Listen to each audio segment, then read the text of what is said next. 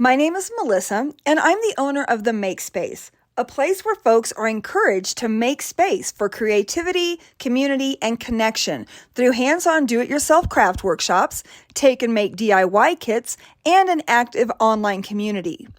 Today, I'm here to spill the tea on why I chose to break up with my Glowforge Plus and commit to my new true love, my Aeon Laser Mira 7 Redline series. And my new love has a name. I call her Bernadette. Now, in many breakup stories, you'll hear the oft-used adage of, "It's not you, it's me." I'm here to tell you, though, that in the story of the breakup of me and my Glowforge, that was not the case. Instead, this was a definite case of, it's not me, it's you. In fact, I wanted to be able to show a side-by-side comparison of both of my machines in action, but I can't, because one evening, right before a big craft class I was scheduled to host, my Glowforge decided to quit working in the middle of a project.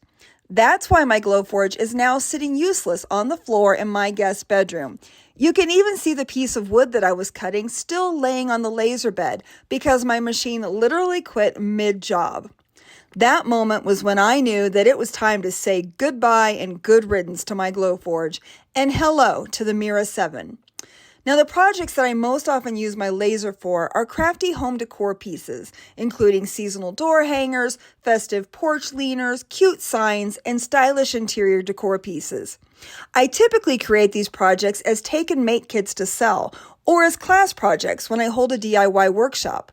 The material I use most often for these projects is 1/8 inch raw MDF. Now, though my Glowforge quitting on me was the final straw for our relationship, things had been rocky for quite a while leading up to that fateful evening. In fact, if I'm honest with myself, I saw several red flags even early on in the relationship. The first of which was that in order to access all of the features available on my Glowforge, I had to pay for their expensive annual premium membership and renew it every year.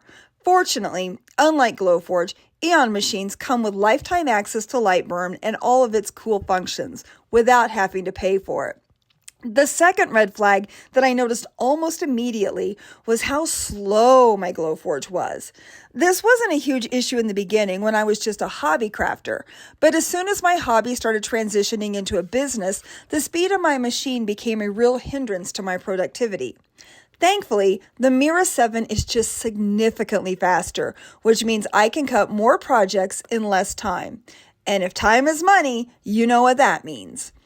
Another red flag that has turned out to be a much bigger issue than I originally thought it would be is the size of the laser bed. One of my most popular projects is round door hanger signs. The preferred size of these door hangers is usually 15 or 16 inches. Well, the largest round you can cut on a Glowforge Plus is 12 inches, and that was just too small and looks silly hanging on a door. Because of this, I've been having to buy my rounds from other vendors, which eats into my profits.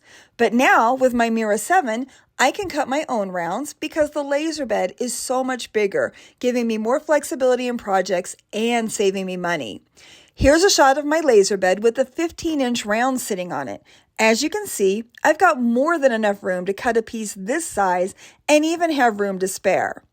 Now, last but certainly not least, my final red flag regarding my Glowforge was the absolute echo chamber that was their customer support.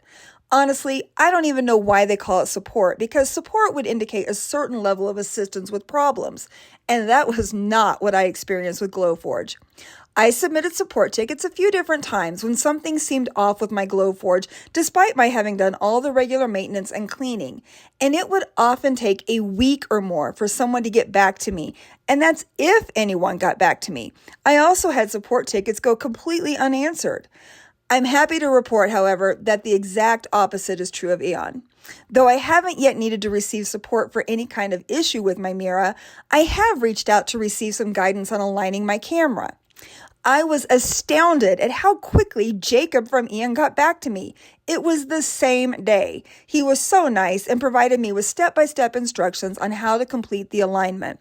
Thanks to his speedy response, I had my new laser up and running in no time.